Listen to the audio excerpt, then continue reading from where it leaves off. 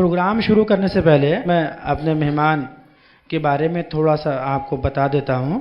आप सईद साहब हैं, इंटरनेशनल मोटिवेशनल स्पीकर हैं और आप देश के कई सारी स्टेट्स में जो है पेरेंट्स के लिए, बच्चों के बेहतर तालीम के लिए और प्रोफेशनल लाइफ आपकी कैसी होनी चाहिए इसके ऊपर लोगों की काउंसलिंग करते हैं, क्योंकि ये मोटिवेशन जो है हर एक को मिलना चाहिए। ये इनकी पूरी एक कोशिश है।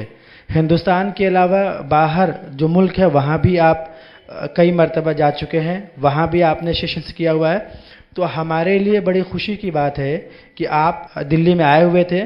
हम लोगों ने इनसे गुजारिश की और इन्होंने हमारी गुजारिश को कबूल किया। तो प्रोग्राम शुरू करने से पहले मैं ये चाहूँगा कि इनको इस इलाके के बारे में थोड़ा सा ब्रीफ डिटेल में बता दिया जाए। इसके लिए मैं शाहना से गुजारिश करूँगा कि शाहना आएँ यहाँ पे और इस इलाके के बारे में बताएं। सर, शाहना जो इस इलाके में इनका पूरा बचपन यहाँ गुजरा है।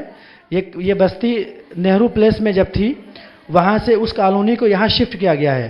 तो ये इस इलाके के बारे में आपको बेहतर थोड़ा सा बताएंगे। अभी जैसे कि हमारी सदा एनजीओ ने जब सर ने जिक्र किया था तो मुझे बहुत खुशी हुई थी कि हमारे बच्चों को एक अच्छे माहौल में एजुकेशन मिल पाएगी हमारी कॉलोनी के बच्चों का। तो मुझे इस चीज़ की बहुत खुशी थी और ये सेंटर यहाँ पे चल रहा है। बच्चे बहुत ही सफाई सुथरा रहता है यहाँ पे, बहुत ही अच्छे से एजुकेशन लेते हैं।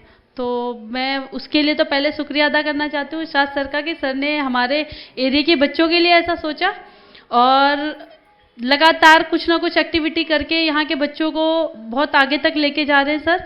तो मैं सर का शुक्रिया अदा करती हूँ और साथ ही मैं अपने मेहमानों को बताना चाहती हूँ कि जो हमारा ये एरिया है मदनपुर खादर जे कॉलोनी, जो ये एरिया है ये स्लम एरिया था। जैसे झुग्गी झोपड़ी थी उनको तोड़ के यहाँ पे गवर्नमेंट ने इनको प्लॉट दिए हैं।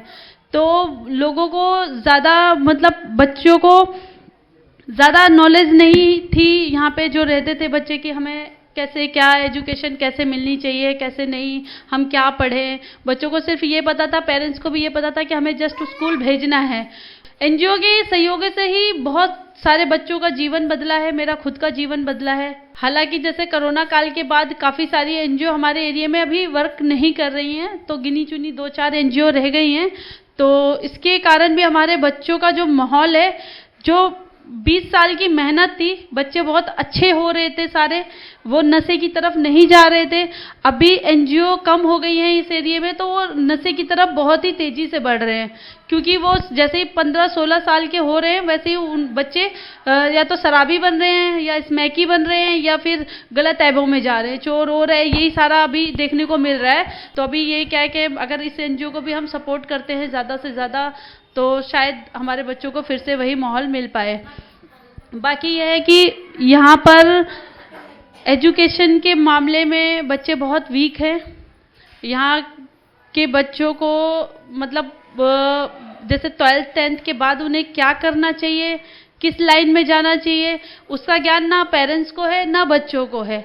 बस उन्हें ये पता है कि हमें 10th पढ़ना है, 12th पढ़ना है, बीए पढ़ना है और उसके बाद वो भटक जाते हैं, फिर उनको कोई रास्ता नहीं पता है। क्योंकि उस दुख से मैं भी गुजरी हूँ तो मुझे भी पता है कि हाँ, हमें कोई उस समय अगर सही राह मिलती तो शायद हम भी कहीं और होते। एक तो इस चीज़ के लिए मैंने सर को भी बोला था कि हमारे यहाँ के बच्चों को ना ये नॉलेज होनी बहुत ज़रूरी है कि क्या पढ़ के हम किस लाइन में जा सकते हैं। तो सर कोशिश लगातार करते रहते हैं।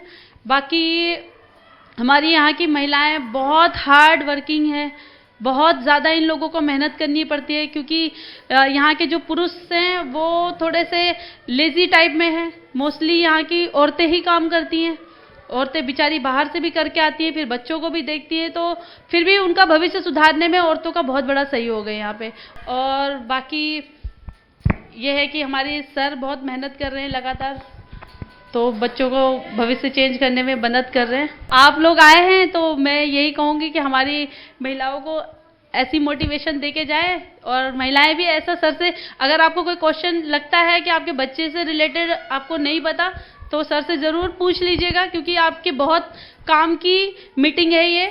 ठीक है, जो भी महिलाएं आई हैं और जो नहीं आ पाई हैं किसी कारण, उनको भी इस मीटिंग के बारे में ज़रूर बताना, क्योंकि ये काम की चीज़ है और इससे ही आप अपने बच्चों का भविष्य अच्छा कर सकती हैं। ठीक है, धन्यवाद। शुक्रिया शहना।